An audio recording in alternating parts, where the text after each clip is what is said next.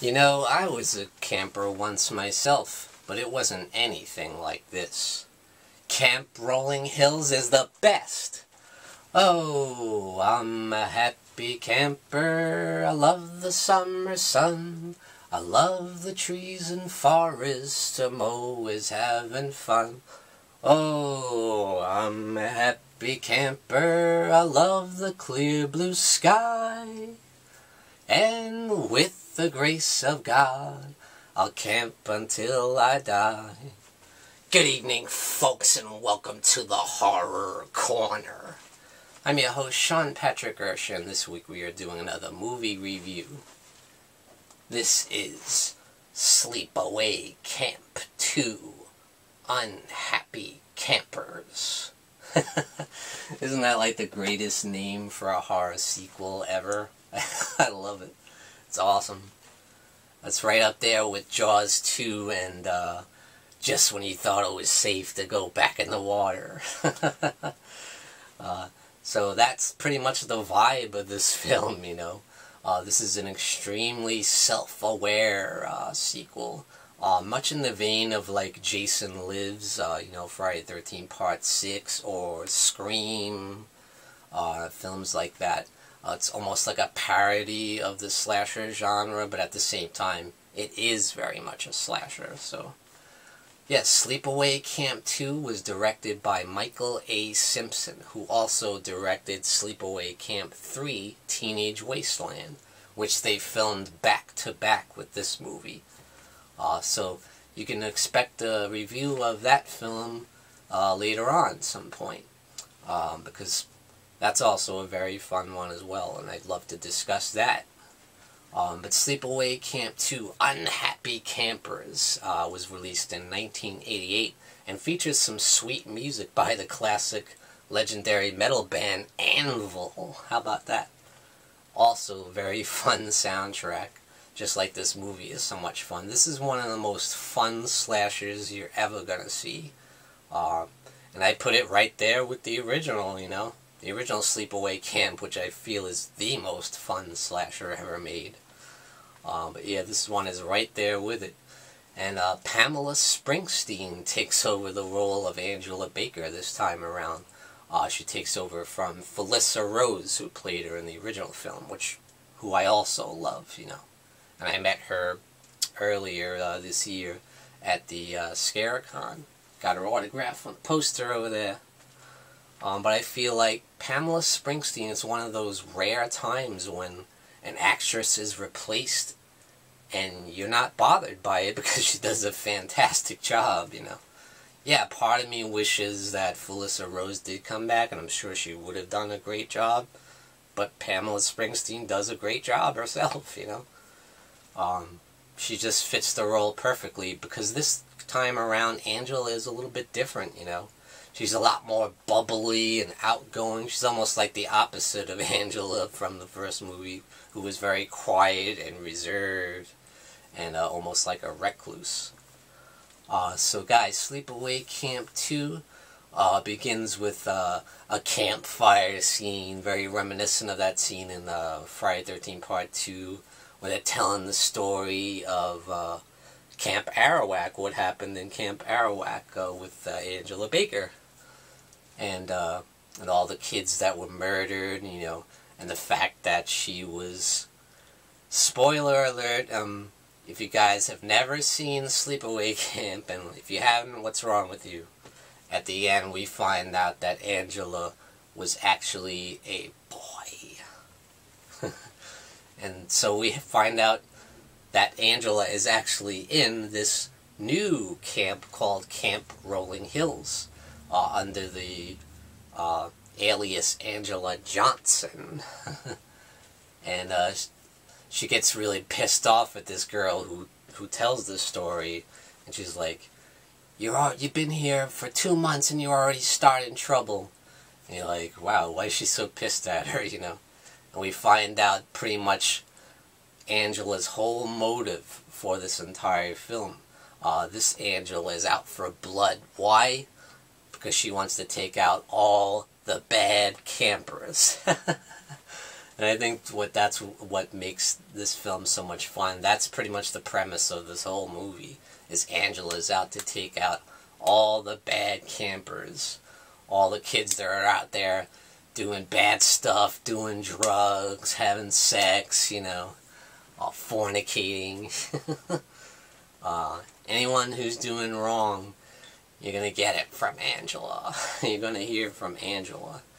So also starring in the film is Renee Estevez, who is actually the sister of Charlie Sheen and Emilio Estevez. So it's kind of funny. You got Pamela Springsteen, who is the sister of the boss. That's right, Bruce Springsteen. Pamela Springsteen was actually also in Fast Times at Ridgemont High. The film also stars Valerie Hartman in the role of Allie Burgess, who's like, you know, the bitch of the movie, you know, the stuck-up bitch, basically, that nobody likes, but is just sleeps around with all the guys, tries to steal everyone's boyfriend, you know, and she tries to get with this guy, Sean Whitmore, who is Molly's boyfriend. Molly played by Renee Estevez in the film. And Molly is basically the good girl of this film, you know. She's basically like the girl next door, the virgin, you know, the Laurie Strode type, you know. And if it seems like these characters are like cliched, they certainly are, and rightfully so, because that's exactly what they're going for with this movie, given all the cliches, like, bluntly, you know, that we know and love in the slasher genre, you know. This film also stars Brian Patrick Clarke, who plays TJ, one of the head camp counselors. And he's got this awesome mullet. It's like business in the front, party in the back, baby, all the way. It's the most supreme mullet you've probably ever seen. And the dude's too funny. He's just like this jacked up jock type guy, you know. Such, again, cliches. This film has all the cliches you could ever imagine in the slasher genre. Yeah, this movie is just chock full of one-liners from Angela, and she just totally owns this movie. It's just so quotable, endlessly quotable. I wish I could quote all the lines in the film. There's just too many of them, and they're all great. And Pamela Springsteen is just so much fun in this movie, as she is in the next film as well, Teenage Wasteland, which you really don't hear about. So yeah, I feel like Sleepaway Camp 2 is like the most underrated horror sequel, at least one of the most underrated. You don't really hear the people talk too much about it.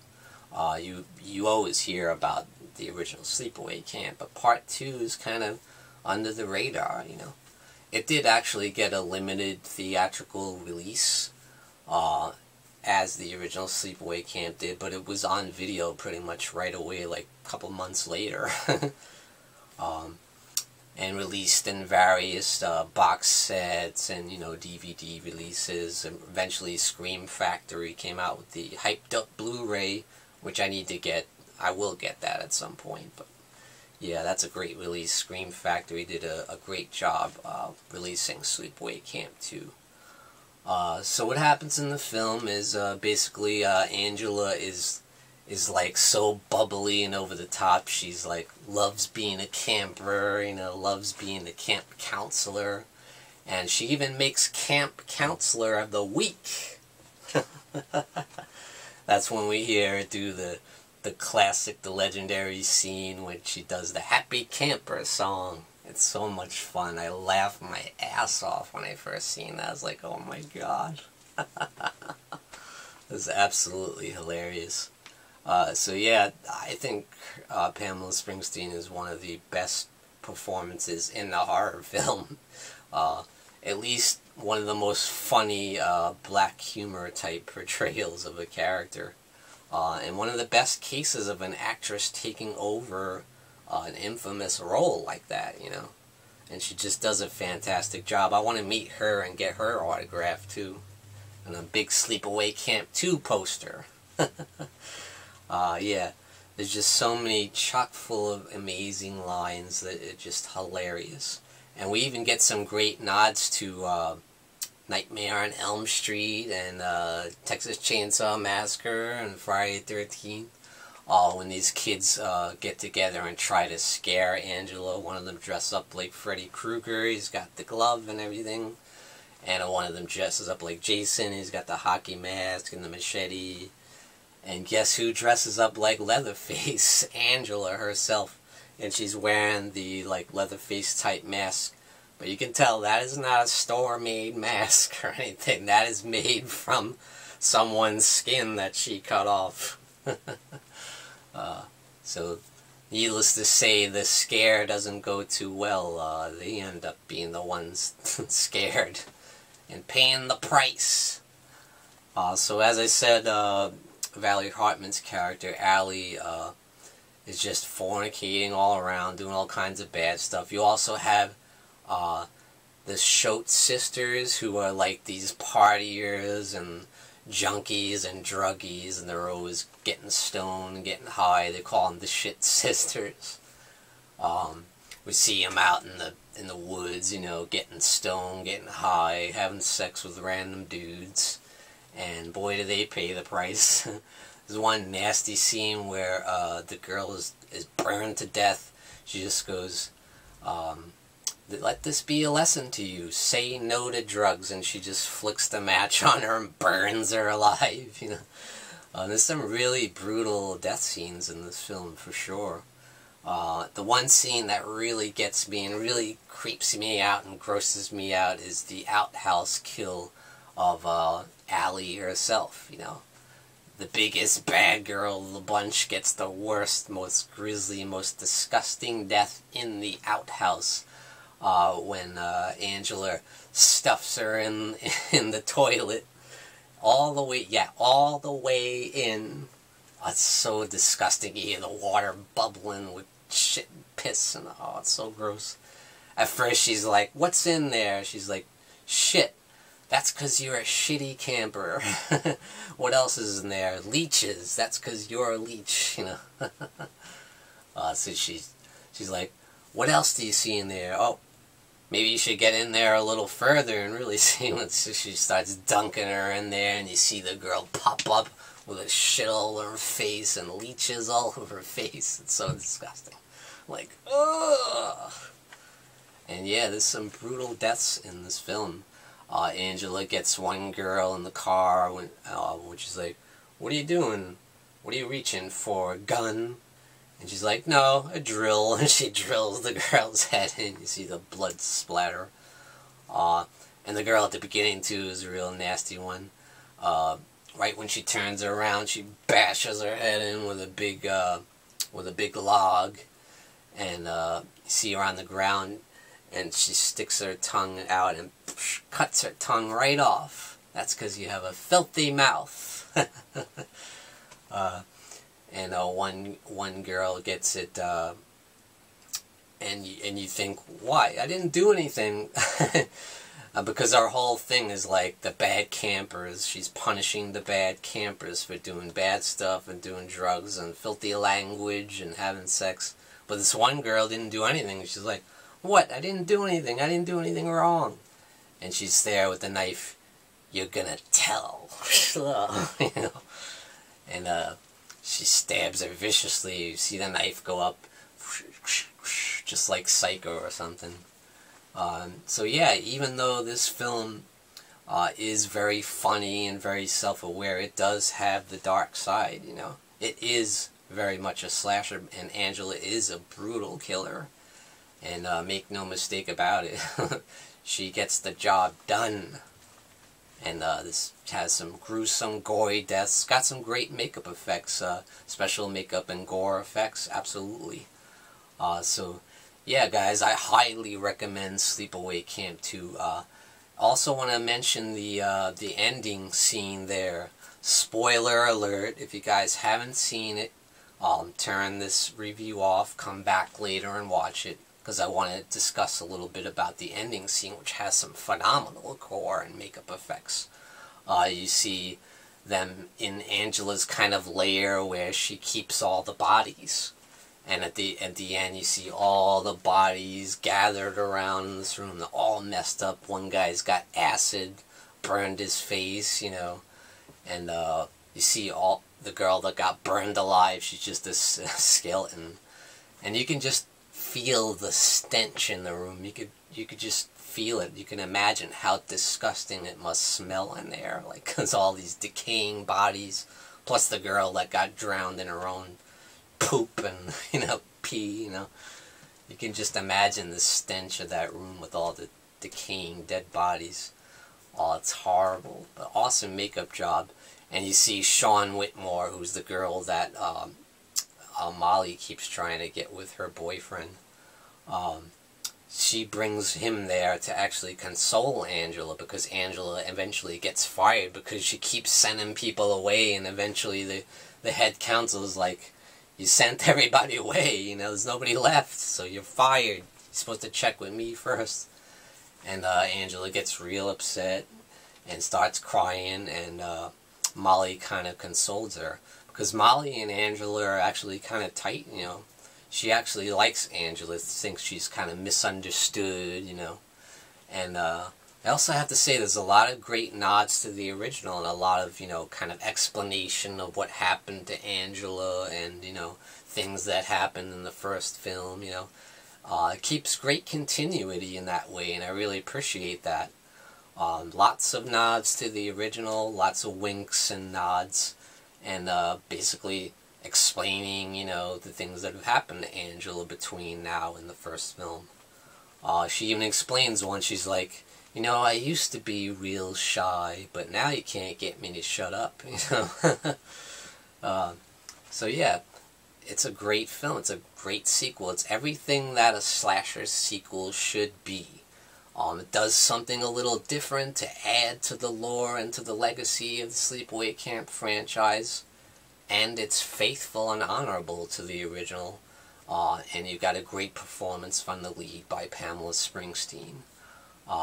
Yeah, there was, as I was going to say, there's an awesome decapitation scene of this Sean Whitmore. And once she decapitates the guy, you see his head on the TV screen, and Angela's like, look who's on TV. You see her. You see the dude's severed head in the smashed up TV screen. That's awesome.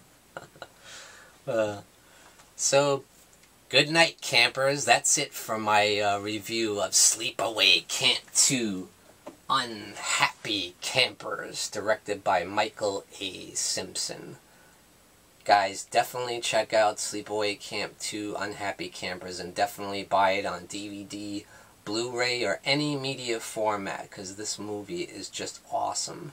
It is so much fun, you will never be disappointed. And this is a movie that's just incredibly rewatchable. You can watch this over and over and just never stop having fun with it.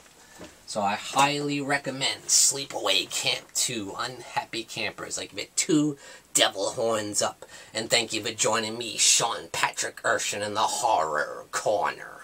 Tune in and stay scared.